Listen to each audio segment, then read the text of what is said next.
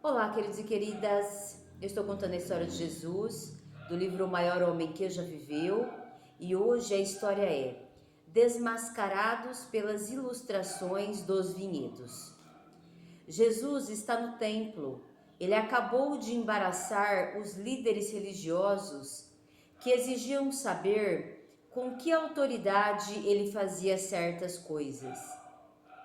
Antes de se recomporem, Jesus lhes pergunta: que achais? Daí, usando uma ilustração, mostra-lhes que tipo de pessoas eles realmente são.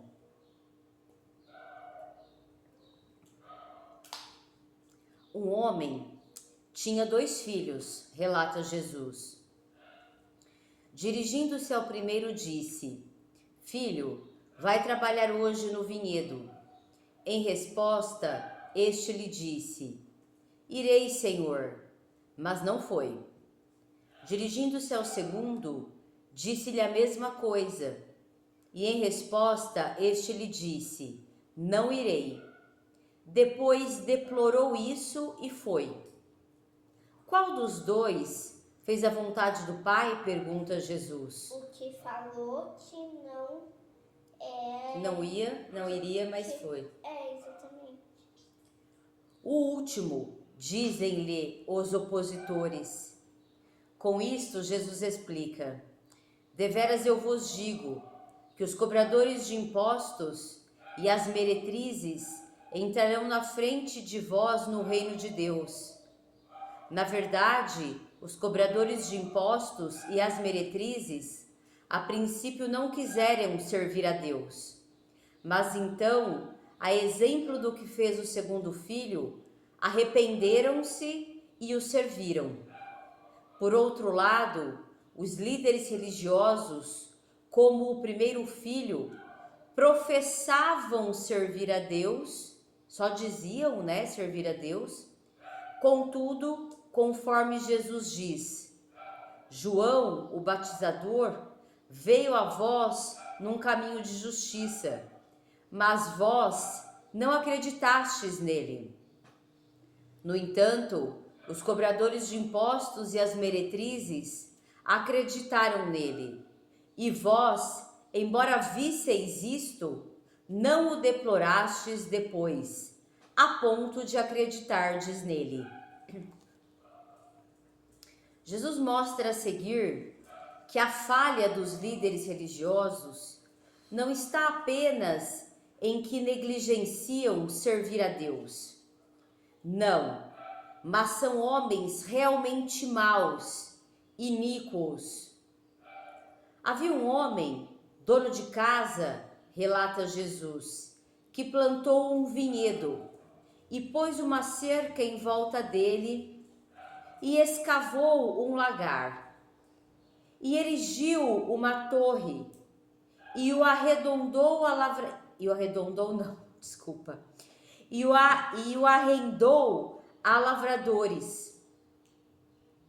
E foi viajar para fora. Quando veio a estação dos frutos, mandou seus escravos aos lavradores para receber os seus frutos. No entanto, os lavradores tomaram os escravos dele e a um espancaram, a outro mataram, a outro apedrejaram. Mandou novamente outros escravos, mais do que os primeiros, mas fizeram-lhes a mesma coisa.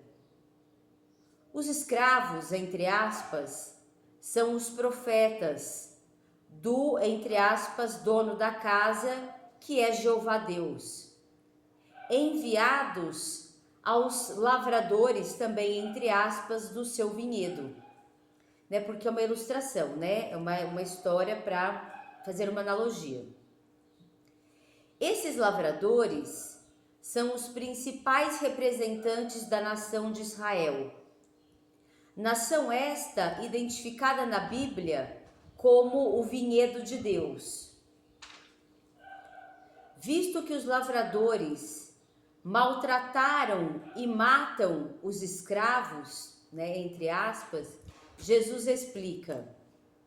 Por fim, o dono do vinhedo mandou a eles seu filho, dizendo: respeitarão a meu filho. Ao verem o filho, os lavradores disseram entre si: este é o herdeiro. Vinde, matemo-lo e apoderemo-nos de sua herança.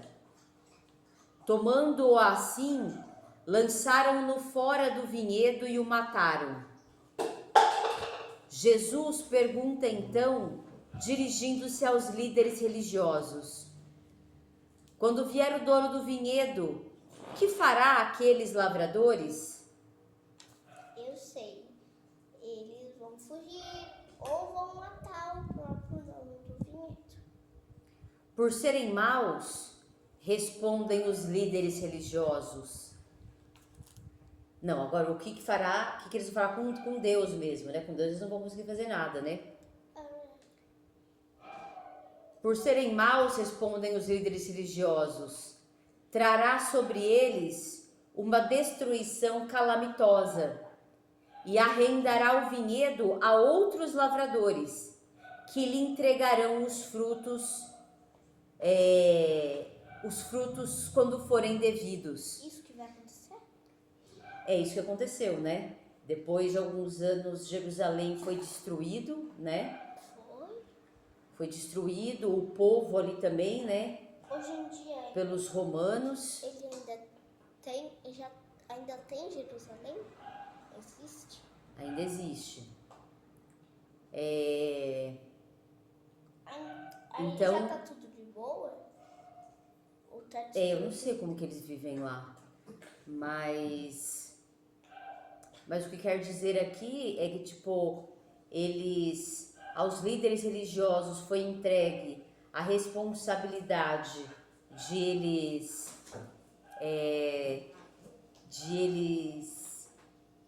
transmitirem, né, o conhecimento aí espiritual, né, os valores, os princípios, e eles fizeram leis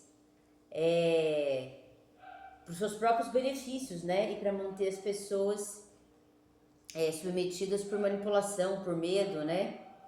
Então eles foram destruídos, e aqui está querendo dizer que todos aqueles que continuam nas corrupções, assim o serão também, né? Sim.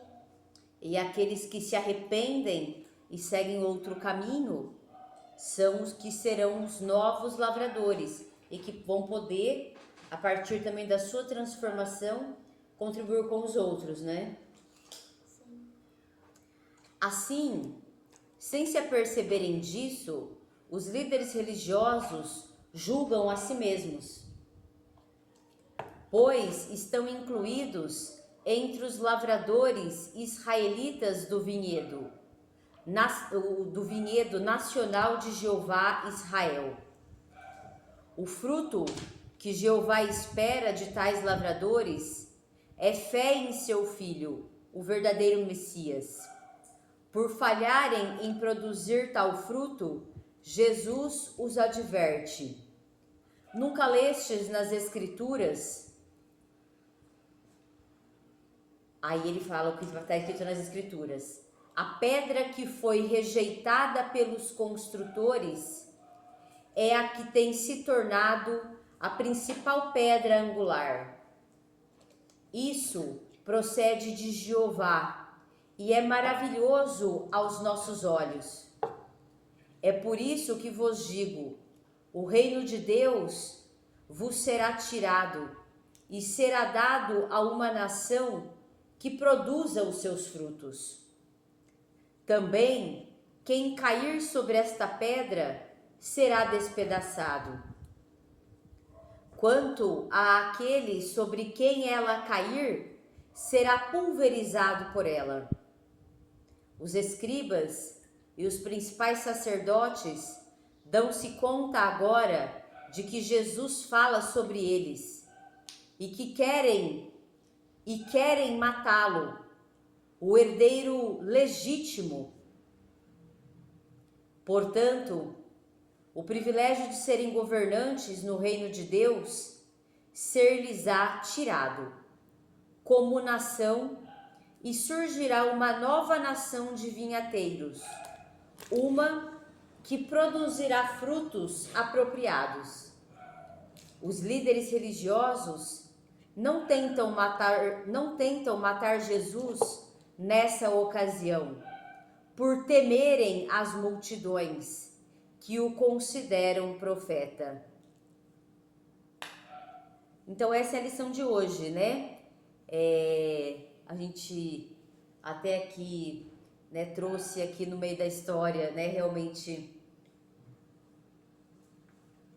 o que ela traz, né? Realmente a gente vem com os nossos pecados, né? Com as coisas com os pecados, as nossas sombras, né? Todos nós temos, para a gente transformá-las, né? Para que a gente possa olhar para elas verdadeiramente, reconhecê-las, né? Trazer à luz da consciência, porque muitas vezes essas sombras estão lá inconscientes, né? E aí vão nos acontecendo situações na vida, os problemas, né? As coisas difíceis, os obstáculos, as dificuldades, para quê? Para trazer à tona isso que precisa ser olhado e que precisa ser modificado, né? Então, quando eu tô, por exemplo, na mentira, né? Então, a mentira vai trazendo os problemas para que eu olhe para isso, né? Eu estou na preguiça, né? A preguiça, então, ela vai trazendo os problemas e vai te atingindo cada vez mais, e se você não olha, cada vez mais o problema cresce, né? Então, até que a gente não se desenvolva para que a gente supere o problema, para que aquilo nem seja mais um problema, né? Então, a gente vai viver no problema. Então, por exemplo, né, o último exemplo aqui é a preguiça. Enquanto a gente continuar nela, a gente vai ter maiores problemas ainda, né? Vai vir mais coisas e aquilo vai tomando uma proporção que quando você se vê afundado na lama, né? De tanto que aquilo trouxe e a gente não quis olhar para aquilo, né? Então, quando a gente não quer olhar, a gente não quer reconhecer que estamos naquela falha, né? Que estamos naquela fraqueza e a gente não quer transformá-la, a gente não quer progredir naquilo, a gente não quer evoluir naquilo, a gente não quer sair do lugar, então mais a gente vai se afundar, porque o problema e as dificuldades, os obstáculos não vão parar de vir, né? Eles inclusive vão vir cada vez maiores para que você resolva aquilo, né? Então, por isso que a gente inclusive traz que o quanto mais a gente trabalha o autoconhecimento e a gente não projeta a gente projeta cada vez menos as nossas dores emocionais, os nossos traumas, as nossas,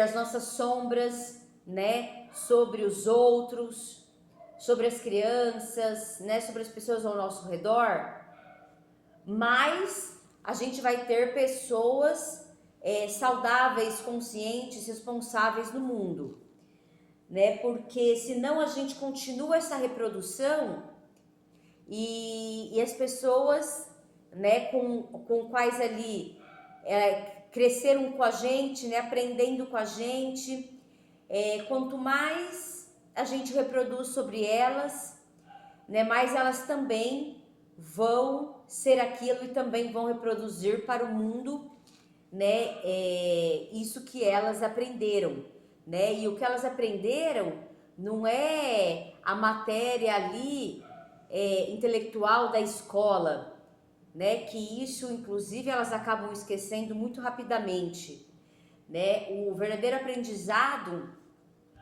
é o aprendizado realmente dos valores, né? É o aprendizado de como você ter uma inteligência emocional, ou seja, lidar com as questões que geram raiva, que geram medo, né? Que geram culpa, né? Então, quando nós adultos não sabemos lidar com isso, porque a gente não se trabalhou, né? Não trabalhamos as nossas questões também do nosso passado, né? E que a gente carrega, a gente projeta e essas crianças também crescem, né? A partir deste lugar, do medo, da culpa, e assim elas também fazem com os outros, culpando os outros, né? Colocando medo dos outros para ter uma superioridade, para ter um poder, né? Ou caem na comparação, numa competição tola, né?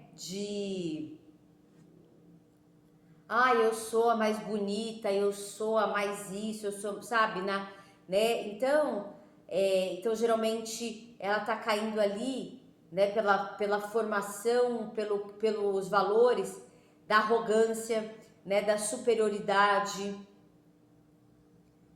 Então esta é a verdadeira formação da pessoa, né? E os conhecimentos intelectuais, eles vêm para um agregamento, né? Se ele também for feito e realizado no momento certo, na fase certa, né? E um conteúdo realmente real para cada fase, né? E não algo que não toca, né, a alma aí dessas crianças de acordo com a fase que ela tá, né? Então, por isso, as histórias